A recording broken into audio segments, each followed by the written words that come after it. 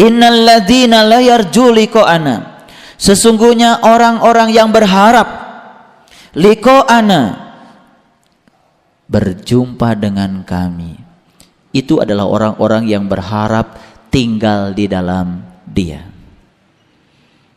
Apa kata Allah?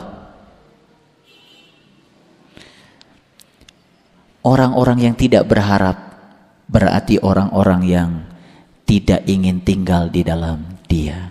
Lalu ingin tinggal di mana? Allah katakan waradu bil hayati dunya, karena dia ingin tinggal di dunia dengan segala kemewahannya. Dia ingin terpisah dari Allah untuk ada di dunia. Maka dia akan terus meratapi kekurangan-kekurangan dunia. Dia juga akan terus meratapi kesenangan-kesenangan dunia dengan segala tipuannya, karena dia tidak mau tinggal di dalam Dia. Apa kata Allah? Wajma'annu biha, bahkan dia menganggap dunia itulah yang menenteramkannya. Lalu Allah katakan walladzina hum an ayatina ghafilun, lalu dia perlahan demi perlahan melupakan tanda-tanda Allah. Ulaika ma'wahumun nar bima kanu yaksibun, mereka itu tempatnya adalah nar disebabkan apa yang mereka kerjakan. Kalau berdasarkan ayat ini, apa artinya neraka? Neraka berdasarkan ayat ini adalah tempat tinggalnya orang-orang yang tidak mau tinggal di dalam Dia. Jadi kalau begitu neraka ada? Ada. Berapa banyak orang yang sudah bisa tinggal di dalam Dia? Hanya sedikit. Mereka yang sudah tinggal di dalam Dia akan menjadi seperti Dia, memberi tanpa keinginan, berbuat baik tidak punya harapan. Sebagaimana Dia memberi kepada kita, wa ahsin kama ahsanallahu ilaika. Allah mengatakan suatu tindakan disebut tindakan baik andai kamu melakukannya sebagaimana Allah melakukannya. Wa ahsin kama ahsanallahu ilaika, berbuat baiklah kamu sebagaimana Allah telah berbuat baik kepadamu. Harusnya semua tindakan kita harus mengikuti tindakannya kepada kita. Dia memberi tanpa ada keinginan untuk dibalas. Dia berbuat baik kepada kita, tidak butuh apa-apa dari kita. Bahkan mau apa Dia yang diberi oleh kita tidak pernah kita pikirkan.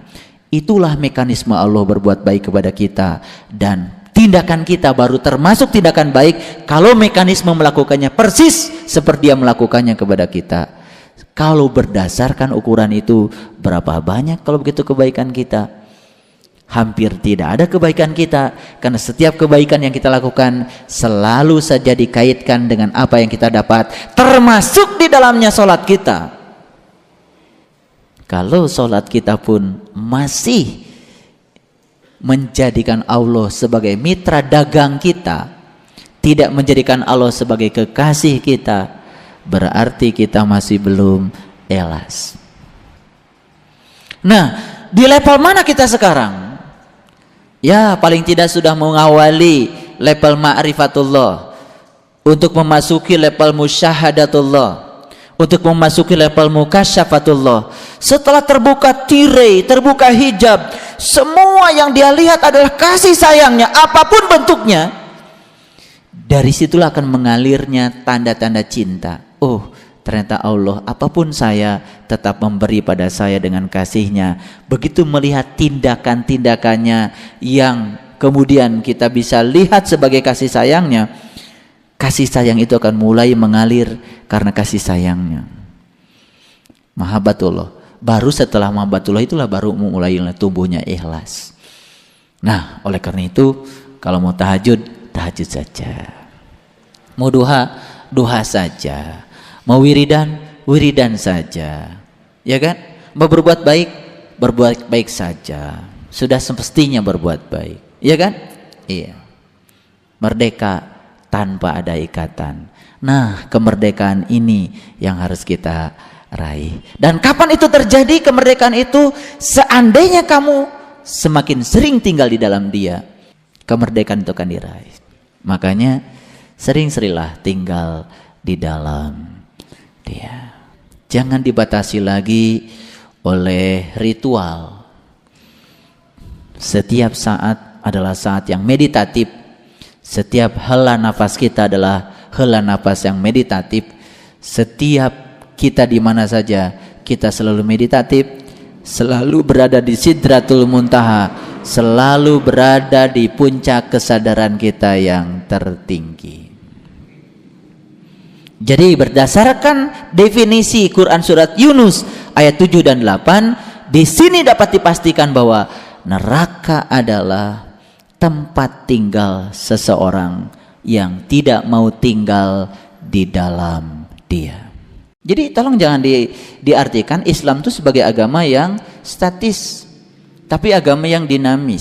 Sabar itu bukan diem, ya. Sabar itu bukan diem. Menghadapi masalah apa adanya itu sabar namanya, ya. Nggak usah dipikirin, hadapi aja. Itu kan enteng, ya. Gitu. Pokoknya semua itu dibikin jiwa kita merdeka, bebas. Ngapain kita mesti repot-repot ngurusi? Nah, makanya tinggallah di dalam dia. Kita menjadi ewa pakewu karena apa tadi? Karena waradu bil hayat di dunia. Kita tinggal di dunia. Maka begitu tinggal di dunia, lalai sama Allah. Begitu lalai sama Allah, lalai sama af'alnya Allah, lalai sama sifatnya Allah, ya kan? Lalai sama asmanya Allah, ya kan? Lalai sama Allahnya, lalai semuanya. Nah, kesadaran itu hilang ketika tirai itu menutup.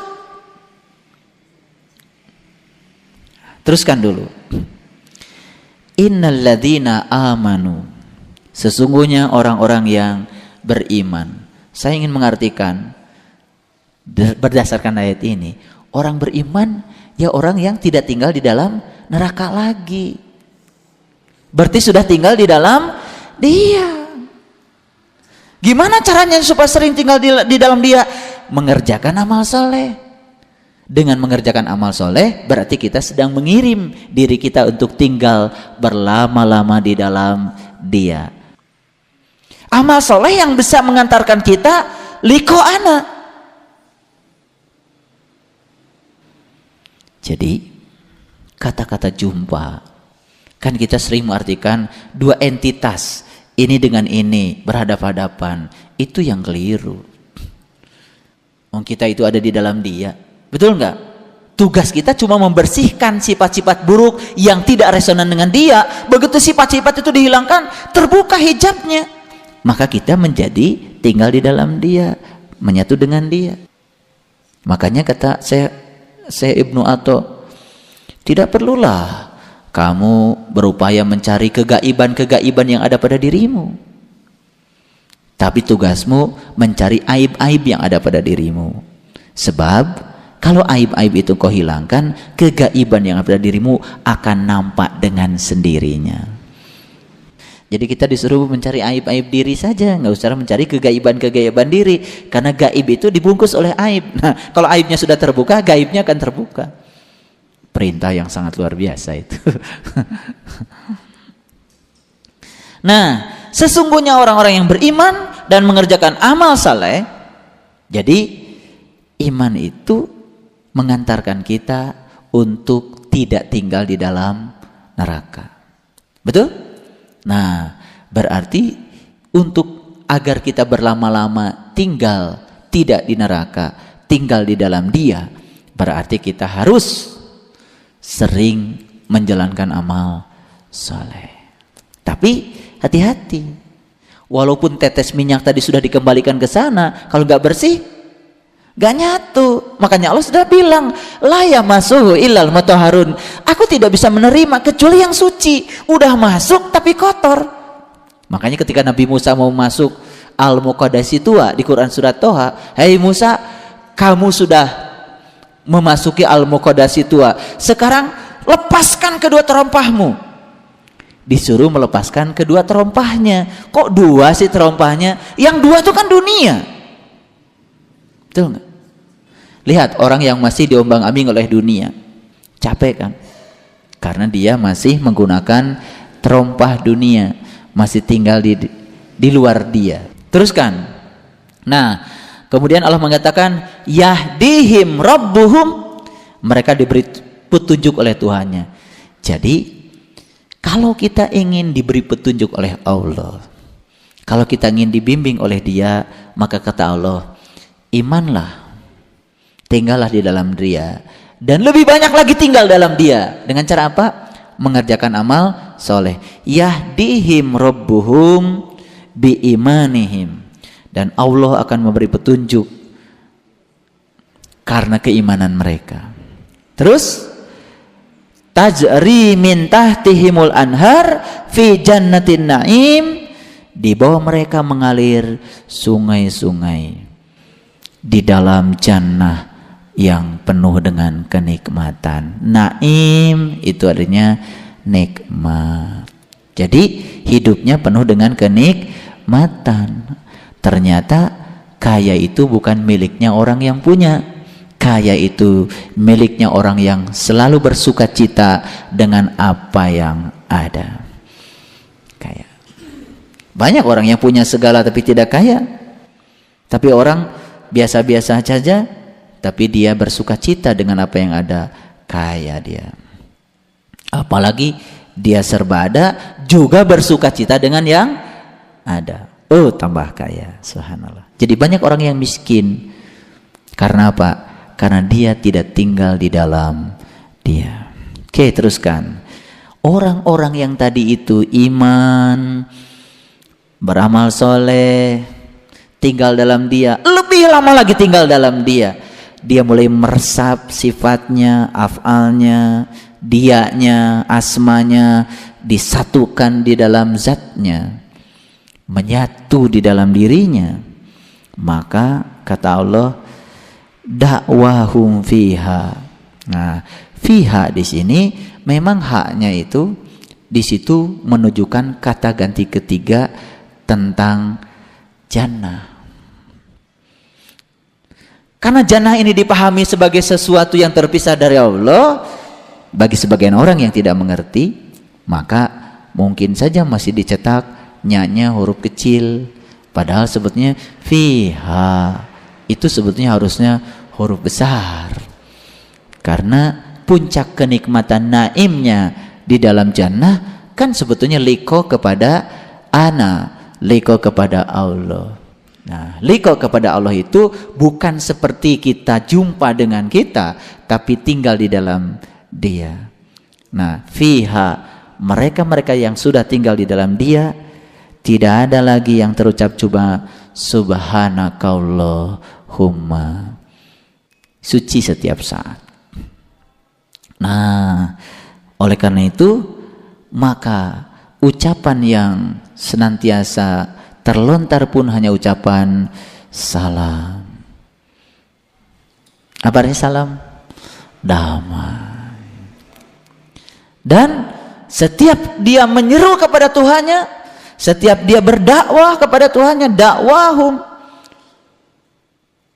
wa akhiru dakwahum anilhamdulillahi rabbil alamin. Jadi alhamdulillahnya sudah tidak dikapling lagi karena dia sudah damai. Nah, kita bisa lihat orang yang baca bismillahnya nggak damai, orang yang baca alhamdulillahnya nggak damai. Alhamdulillahnya dikapling. Padahal kata Nabi, jika engkau mendapatkan yang tidak engkau ingin, ucapkan alhamdulillah dan bersabar. Dan jika engkau mendapat yang engkau ingin, tetap ucapkan alhamdulillah dan bersyukur. Jadi Nabi saja mengajarkan alhamdulillah itu diucapkan kapan saja, terhadap peristiwa apa saja. Ya kan? Nah, sekarang alhamdulillah kita, ayo. Waduh, uang saya hilang. Alhamdulillah. Pernah begitu? Nggak ada. Kurang ajar.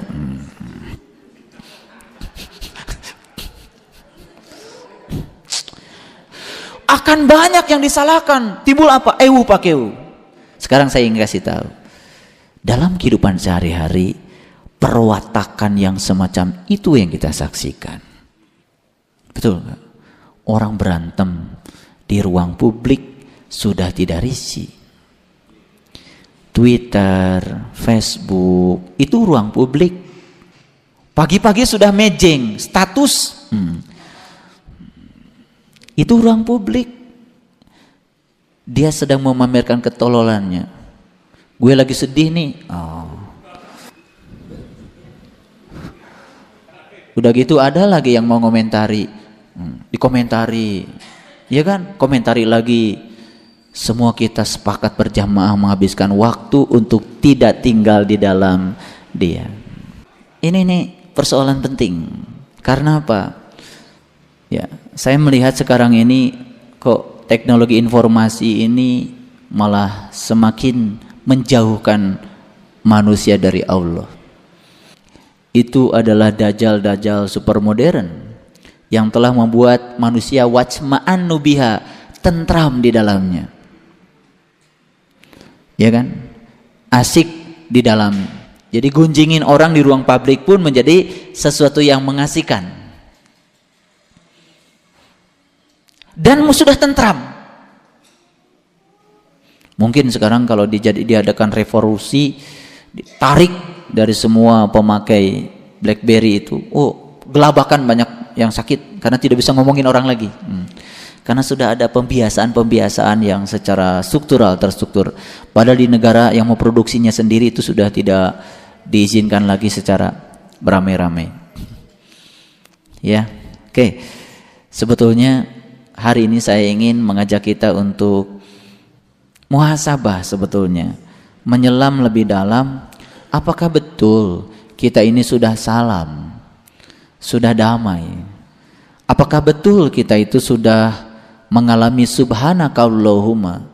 Apa iya alhamdulillahirabbil alamin kita itu sudah utuh kita gunakan untuk bisa mensyukuri apapun yang Allah berikan pada kita tanpa memilih apakah itu diingini atau tidak diingini? Apakah iya kita sudah tinggal di dalam Dia? Atau kita ada di dalam Dia tetapi tidak bersenyawa dengan Dia karena kita menjadi makhluk yang asing bagi Dia, lalu tidak bisa menyerap sifat-sifat Dia, tidak bisa menampakkan kemuliaan Dia. Kalau itu yang terjadi, berarti kita harus melakukan suatu perbaikan yang mendasar. Itu sebabnya tadi saya membacakan ayat 11. Dan kalau sekiranya Allah menyegerakan kejahatan bagi manusia seperti permintaan mereka untuk menyegerakan kebaikan, pastilah diakhiri umur mereka. Manusia itu kalau minta tidak ada kan, hampir tidak ada minta kejahatan ya. Tidak ada yang minta penderitaan. Betul enggak? Yang diminta itu kebaikan kan. Bahkan kalau manusia minta kebaikan itu ingin selalu disegerakan. Betul enggak? Nah itu kebaikan yang diminta manusia juga kan sebetulnya kebaikan yang belum tentu kebaikan menurut Allah kan. Yang akan disegerakan oleh Allah itu ya kun fayakunnya Allah. Kebaikan menurut Allah, ya kan? Jadi sebetulnya bagi orang yang sudah damai ya tidak ada lagi yang disebut dengan kebahagiaan berdasarkan keinginannya, penderitaan berdasarkan bukan keinginannya. Makanya di ayat yang ke-13 Allah memberikan suatu gambaran kepada kita umat-umat yang terdahulu. Berarti kan kita disuruh untuk melihat historis. Kita disuruh melihat sejarah, ya kan? Yang terdahulu tuh nggak usah jauh-jauh, nggak usah Fir'aun, nggak usah. Terdahulu itu nggak usah jauh-jauh ke sana. Lihat saja orang-orang yang lebih awal hidup di sini, ya kan? Tapi kau tidak lebih dewasa daripada yang lahir kemudian, itu kan? Dahulu tuh itu, nggak usah jauh-jauh. Susah cari Fir'aun, nggak pernah gaul sama Fir'aun. Cuman katanya Fir'aun tuh kelakuannya kayak gitu. Susah, cari aja yang sekarang yang nampak. Dulu, biasanya kalau kita dulu itu ingatnya prasejarah gitu, zaman Neolitikum, Paleolitikum, kejauhan. Kita nggak hidup sama mereka kok. Peradaban mereka sudah tidak kita kenali lagi, betul nggak? Kita lihat sekarang aja. Lihat oleh kita, orang yang tinggal dalam dia dengan yang tidak tinggal dalam dia, bedanya kayak apa? Itu saja. Kalau saya itu pragmatis saja. Lihat sekarang, ngapain lihat kemarin-kemarin? Mungkin kita juga lihat orang tua kita, ya kan? Yang masih ada. Kenapa orang tua kita tuh sok luhlah wae? Ya kan? Kenapa saudara-saudara kita udah menjelang mau mati aja masih luhlah gitu ya? Iya kan? Umur sih udah asar gitu, tapi masih itu dipelajari oleh kita. Apa kesalahan hidup mereka? Betul nggak? Ternyata kesalahan yang paling berdasar itu karena apa? Satu, dia tidak berharap liko anak. Begitu dia tidak berharap jumpa dengan dia, berarti dia tidak berharap tinggal di dalam dia. Begitu dia tidak berharap tinggal di dalam dia, dia selalu terpisah dari dia. Terpisah dari dia, tidak merasa cukup dengan dia. Lalu apa yang mencukupkan dia? Tidak ada yang bisa mencukupkan kita kecuali Allah. Harta dan jabatan, kenyataan sudah membuktikan yang tinggi jabatannya pun merasa tidak cukup. Betul nggak? Geus jadi RT hayang jadi RW. Geus jadi RW hayang jadi lurah. Geus jadi lurah hayang jadi camat. Geus jadi camat hayang jadi bupati. Betul nggak? Sekarang kan semua bupati mencalonkan hayang jadi gubernur. Jadi itulah. Jadi berarti semua yang selainnya tidak akan mencukupkan kita. Itu sejarah. Itu umat terdahulu. Jadi nggak usah jauh-jauh. Lihat sekarang, baca koran, baca itu setiap hari baca koran, ngerti-ngerti. Oh iya ya. Pak RW teh nah habet hoyong janten lurah gitu kan. Oh, dari situ nggak usah nyalain Pak RW-nya, nggak usah digunjingkan Pak RW-nya, nggak salah itu punya keinginan kok. Yang harus kita pikirkan, oh ternyata dunia ini setinggi apapun yang sudah dicapai seseorang tidak akan mengenyangkan. Betul nggak? Itu pelajaran bagi kita. Kalau gitu apa yang bisa mengenyangkan saya? Yang bisa mengenyangkan kita adalah Allah. Yang bisa mencukupkan kita adalah Allah. Maka kita disuruh tinggal, jangan di mana-mana, tinggal saja di dalam Allah, maka kita akan dicukupkan oleh Allah. Shadaqallahul adzim. Terima kasih. Assalamualaikum warahmatullahi wabarakatuh.